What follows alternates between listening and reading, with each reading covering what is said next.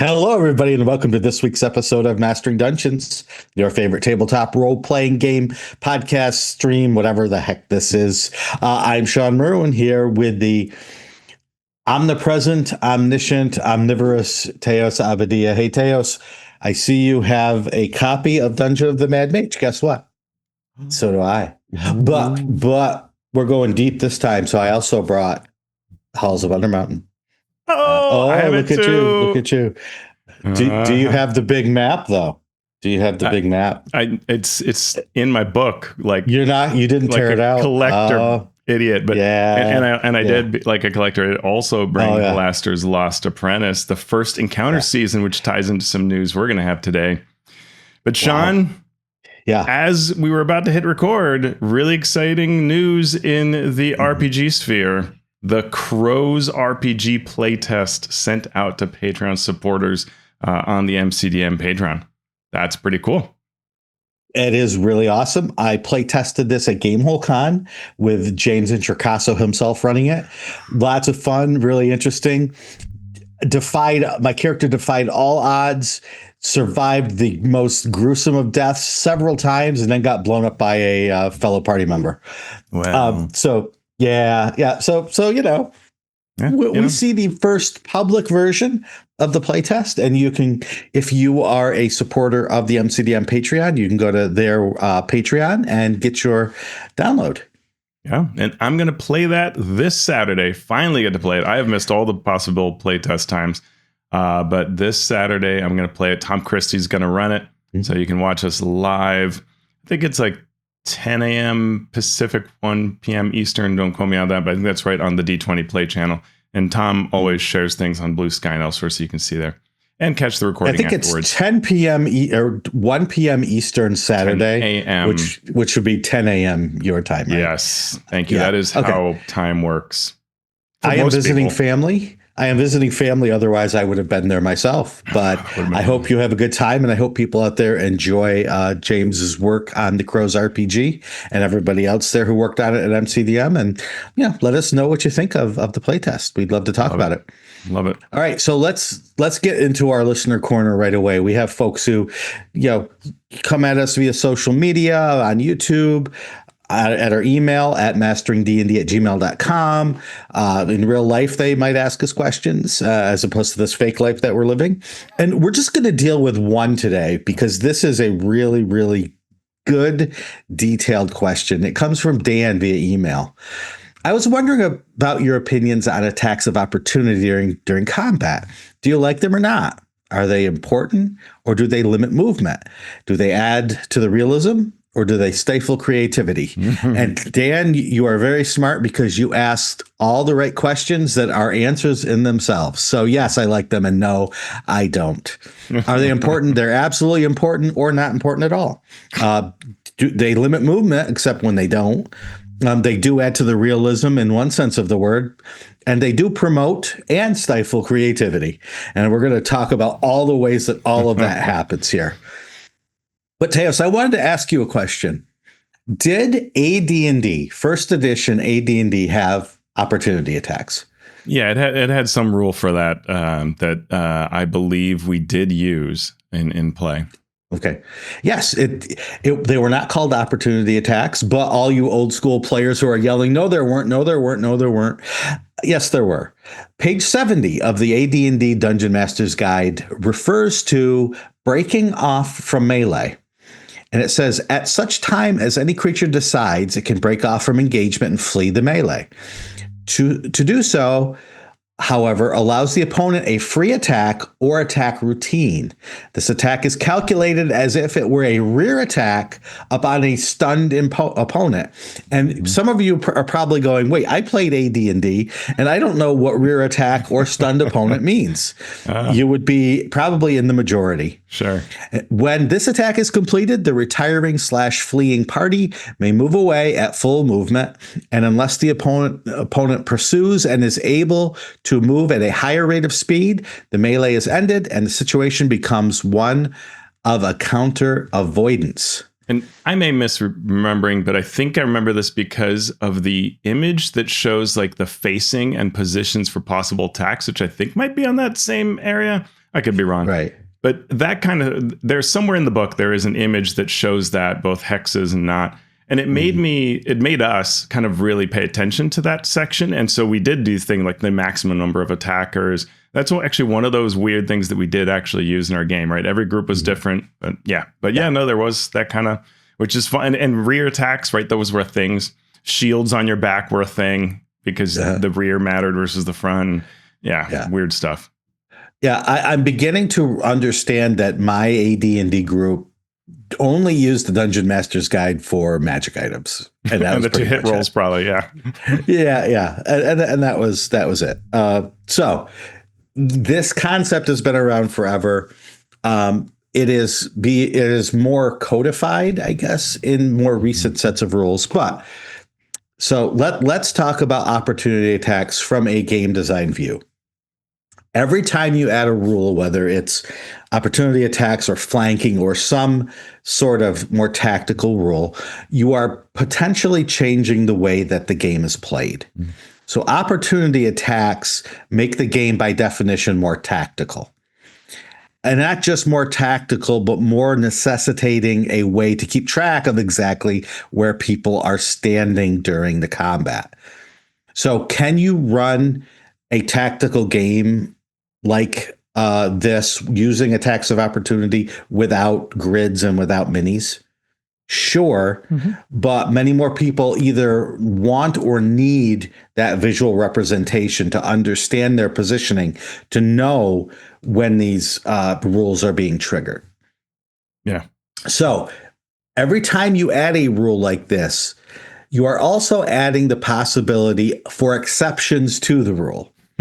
This is generally a positive thing for game designers because it gives us more space to work in, while it might be a negative thing for gameplay, depending on your group, your individual tastes, because you are adding layers of tactics that they don't just engage the brain, but they slow the game down. Yeah. I'll give an example if that's slightly. Okay. Yeah, go ahead. So in Draw Steel, we had a conversation the other night when I was running a playtest to Crack the Sun, and someone said, hey, that, enemy that's prone, can that hobgoblin attack me when I move away? And someone's like, well, you'd have a penalty for being prone. And then I said, well, when you're prone, you take a bane. When you have a bane, you cannot take an attack of opportunity. All that right? Like that's a lot of concepts that are there. And the better you are, the more accustomed you are to the game. Well, it's secondhand and it's easy. But when you're new, I just use so many words and terms that if you haven't played Draw Steel, you're like, a what? A bane? A what? There's a penalty for prone. There's a, Yeah. Now, does it make the game better or does it make the game worse? Both, depending on what you want out of your game. Because tactically speaking, our blank, I'm trying to think of the Draw Steel term for like one of the classes. Our wizard, like a censor. Our censor is in trouble, and they're right next to the so they need to move away. But how can we do that? Well, if we give it a bane in some way, right, yeah, knock it prone, tactician can do it. Then anything that gives that creature a bane will then allow our censor to leave. All right. Which is for some people great fun. For another group, that is 5 minutes of your life that you're never going to be able to get back. It's fun, I swear. Right. No, it's fun for you, right? Yeah. And for this other group that I'm playing, God forbid, new players or beginners to role-playing games in general, some of them I've already lost right there. And even with 5th edition, that idea of just an opportunity attack in I think somewhat reasonably simple language, like you're saying, right? If you're running Theater of the Mind, there are some DMs that can easily hold a view of the battlefield in their head and keep that all on track, and it's no problem at all. And someone else has to figure out a pattern for writing notes so that they can track it cohesively, right? Or do it in Legends of the Five Rings. I always found I could always get flanking no matter how far away I was from somebody or how many people were already flanking a creature. Every DM ever that I played that system with just didn't seem to care. And it was very funny. It's like nobody tracked it. Okay. Yeah. And, some DMs would be great at without a grid, without minis, knowing where everything is. But the players need to know that too. Otherwise, you get, well, I move. Well, you provoke an opportunity attack. Yeah. No, I don't. I wasn't next to it. Yes, you were, because you said, right. And then that turns into 5 minutes of rehashing what's already gone, and neither person's right because it's not stated. So as a player, good and bad. As a game designer, generally good, because this is an exception-based system. So every time you add that rule, you get the possibility for adding those exceptions, which is what a game designer needs to make more classes, to make more spells, to make more abilities. So, if X always happens, if you always provoke opportunity attacks when you move away without disengaging, that's the rule. But now I can make a character that can disengage as a bonus action as their 7th level class feature, right? I can make a spell that you can use as a reaction to either disengage or have make the opponent have disadvantage on the attack when you move away. Or maybe I want to light myself on fire because I'm immune to fire, and I want to provoke as many opportunity attacks as I can because the enemy takes damage, right? So there's all of these cool things that you can do as a game designer the more rules you have. Go ahead. No, go ahead. That's the constant tension of games and game design is, what does the audience want? What's the range of what the audience wants, and how much to either limit can I push this game before I'm losing one end of that spectrum? Yeah, absolutely. Yeah, and I love this question because it is a really nice choice of something to look at through that lens. OAs are so interesting when you play a game like we're playing Drawsteel one week, and then we're playing Daggerheart the next. And Daggerheart doesn't have opportunity attacks. And so it's so interesting to see us go like, oh, well, it doesn't matter that I'm fighting. I can just walk away from this. And it actually feels weird because we're so used to games with them. Right. But that idea that you can just, you're not in some combat with them locked in. You can just walk away and go after a different target. It really actually changes things. But another thing I've noticed is, as DM, one of the powers we have is to provoke opportunity attacks as a way to have the monster take damage or showcase what it's like or anything like that. And when you don't have that, you suddenly realize, oh, you know what? OAs do a lot for my game. Like, they really help me role play. They help me. And so I think an OA is an example of a game that I actually, or a rule that I really, really like in RPGs, because it does so much relatively lightly once you learn the little particulars around it. But it's actually very powerful, very deep. And as you said, endless design possibilities and tactical possibilities, right? Well, now you realize that, the fire is going to hit the oil barrel. So are you going to provoke to go get it? That sort of question, it's a very simple thing that has a lot to it. Yeah. Yeah. And if you want to hear my thoughts on flanking, I have an old blog article out there called Flank You Very Much that talks about the trade-offs by allowing flanking versus not in a game. So thank you, Dan. Was it Dan? It was Dan. Thank you, Dan, for that question via email at masteringdnd@gmail.com. And we already have a couple of great questions teed up for next time. But we want to jump into our news and commentary because there is a lot going on. First of all, Teos, are you ready? Are you ready for Ravenloft and D&D encounters? I can't properly roleplay the saliva, jettisoning out of my mouth as the rebirth of D&D Encounters. I'm holding the very first adventure for the original D&D Encounters program, and I'm hoping that soon I can be holding the very first for the new Encounters season. And Ravenloft is coming out, and I am so excited to see what that book has in it, whether that book is really adding to us, to our hobby, our space, our D&Dification, compared to Van Richten's, which I thought was one of the best books. When I think of great source books that I really love, it's that book. So does this further it? Does it add to it? Is it the same thing? I would almost accept any of those. I actually really would, because I like Van Richten so much. So I'm curious to get my hands on it and see it. And it's coming so soon, June 2nd for pre-orders and early access at stores. That's amazing. Yep. So as Teos said, pre-orders and early release stores, you can get that Ravenloft: The Horrors Within book on June 2nd. And if you want to play, there are different programs running under the D&D Encounters umbrella. So stores can run something called the D&D Celebration event.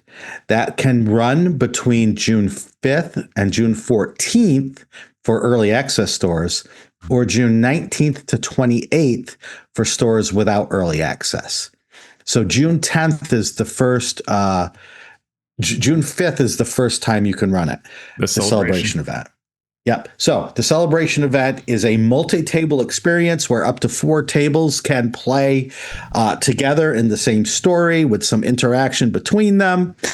I know because I wrote it, and I'm very excited to see how it plays. Playtests went quite swimmingly, so I'm hoping that the same happens. I love it, Shawn. I'm so glad to see that you were the author when there was a preview shared with some of us, and it looks just amazing. It looks beautiful. Rich Lescaflair did the design. I think folks at Wizards are really excited about it from what I heard. And they should be. And it's great to have you there because you wrote for the original D&D Encounters program several times, and you were so, like aware of all of its particulars and why it did what it did and why it worked so well. So it's great pick to have you on it. Fantastic. Awesome. Well, thank you. I'm very excited. Once you play or your store runs the D&D Celebration event, for the next 4 weeks, you can follow that up with 4 D&D Encounters sessions. These, the celebration event should run in about 3 hours. The D&D Encounters run in about 90 to 120 minutes. They're shorter encounters, not interactive, but still you can continue the story that you started in the D&D Celebration event, which takes you through different realms of Ravenloft and the Dark Mists. Love it. So I hope folks enjoy that.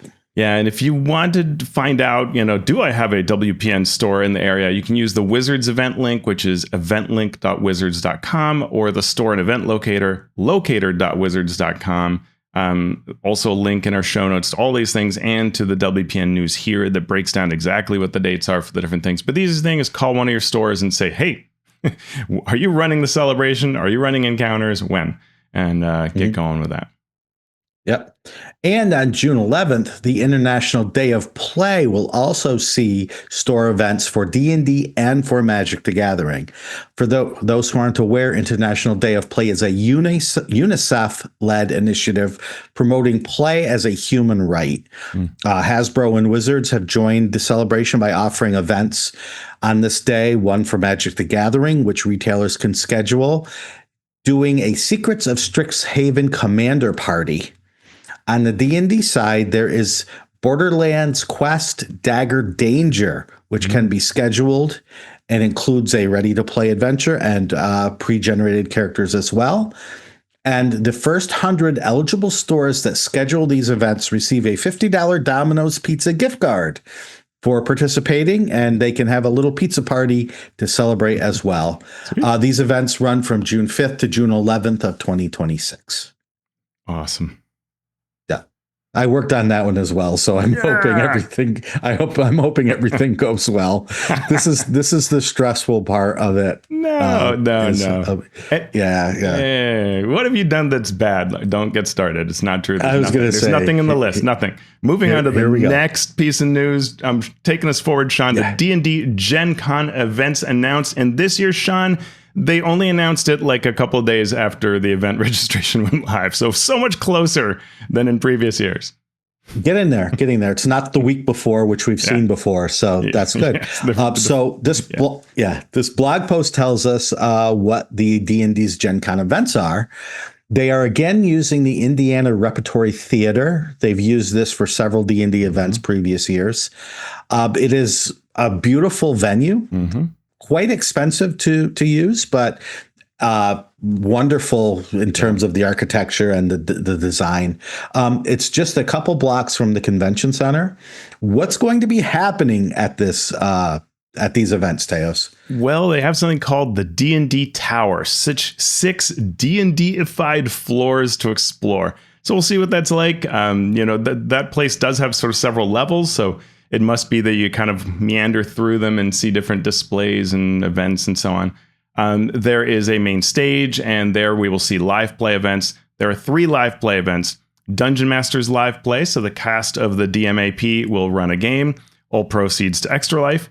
The Puppy Roll 3 Anjali Bhimani will run a puppy-focused experience with proceeds going to Petco Love, organization she works with a lot for adopting and fostering pets. I think you can go to Hit Point Press and get a free adventure that's related to this too, where you play puppies and things like that. All very puppy themed. Some cats too. Don't worry. And then Dungeon Masters Music of David Arkenstone. This is pretty wild. The 5 times Grammy nominated composer that did this official soundtrack for the Dungeon Masters actual play that you can find on all your various locations is going to play that soundtrack live with a live orchestra. And the tickets for that go to Extra Life. They're also got some gaming going on. We get Dungeon Dare Web of the Red Wizards, which you wrote. 1 hour. I don't know. No, not yet. I hope I'm not supposed to. Get going. Yeah, I better get on it. I have 45 minutes. While I record this podcast, I need to write this. It is going to be a 1 hour play experience that drops your party into a fight for survival where danger is guaranteed, but so are the rewards. This will promote the Deadfall adventure, part of the Season of Arcane and Season of Magic products focused on Fae. The game will use level 3 pre-gens. And of course, we need to mention the Bald Man Game events, which will be available not necessarily through this site, but through your regular Gen Con registration. So you're going to get all your Legends of Greyhawk stuff and any other Learn to Play or other special events that Bald Man Games is running. And I'm sure we will cover more of those as we get closer to Gen Con. Yeah, and I'm just going to quickly say that good on Wizards to get closer to the event time, because that's really important for people to not fill their schedule and then realize they're going to miss out on D&D stuff, right? It gives you that bad feeling where you don't realize something was there and you scheduled and, all that. So closer this year. Hopefully next year it can be before events go live. And then I happen to notice that there are all of 8 sold out Draw Steel events at Gen Con. And there were 145, I think, Daggerheart. And basically everything that wasn't 1 hour intros, which are the same intros they ran last year, are all sold out, including all the third party stuff. And so I thought that was really kind of neat to just look at the snapshot. Cosmere is sort of in between. But I was very curious, right? It's so interesting how different companies will approach Gen Con, and because it's hard, right? You're focused on making books, and suddenly you got to like put on a convention hat. Yeah. Well, speaking of making books and putting on a convention hat, we got first quarter Hasbro earnings news, where we get the quote from Hasbro CEO Chris Cox: "A strong start to the year." Indeed. All right. So, Teos, this is your bailiwick here, so let us know what's going on. Hasbro brought in a whole lot of these, and I'm holding up the gold Waterdeep coin since we're going to talk about Dungeon of the Mad Mage later. Hasbro overall was they were almost gloating, and they always put a positive spin, but there are times when you just hear it in their voices. Revenue is up 13% versus the same quarter last year, right, to just over $1 billion for the quarter. And that is thanks to Wizards and digital gaming again, and really Wizards. Revenues were $887 million last year, Q1. So to go up from that to $1 billion, that's nice. Net earnings are just under $200 million. So a lot of work for that $200 million. But that is $100 million higher than last year. Operating profit was $270 million, which is 58% higher than last year. The operating margin of 27%. And, it's always astounding to me that your revenues, your profit is basically a fifth of the revenues, right? That's something that Wizards is very good at. The rest of the company, not so much. So consumer products, flat revenues. This is toys. Flat revenues at $398 million, but that is better than recent years. They have actually been improving toys after really just a really long time of negative. Operating loss of $48 million. They say that's due to tariff seasonality, things like that. Entertainment revenue of $20 million, so very small relative to the other pillars, down 24%. They say that's related to the timing of things, so maybe that'll mean very strong later. But they were profitable, $17 million. Now, let's go into Wizards. The revenue increased 26% to $582 million. led by Magic the Gathering, which grew 36%. And just, we keep saying things like this, and that is not how math or odds work, but so far we get to keep saying it. The operating profit is $298 million, 51% operating margin. That's the number you want, right? And then tabletop gaming grew 34%. Digital only grew 30% and 3%, sorry. So 34 versus 3%. And if you take all the revenue growth and look at that percentage and where that came from, 26% of the revenue growth is Wizards. I got that. I got 1% is Wizards Digital. 23% is Wizards Tabletop. So again, really showing that difference, that as much as we hear the investor speeches all talking about digital stuff, boy, that non-digital side does really well. We also hear that Wizards Play Network has more than 11,000 stores. Pause to think that one through. And Magic the Gathering in 2025 was $1.7 billion.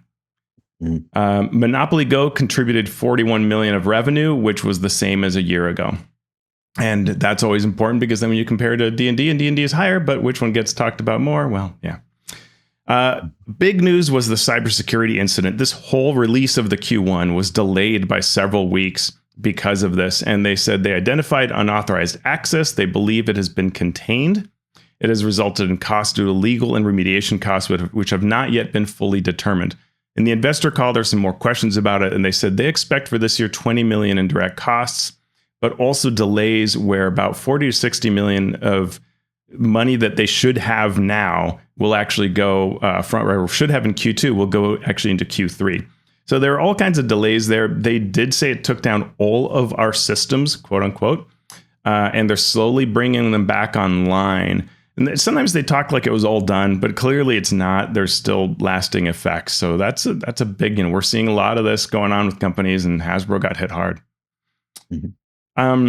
Magic the Gathering was a big part of the investor call, of course. And it's just, I think this is all useful for, even if you don't touch Magic the Gathering, to just understand where D&D sits and how our hobby works.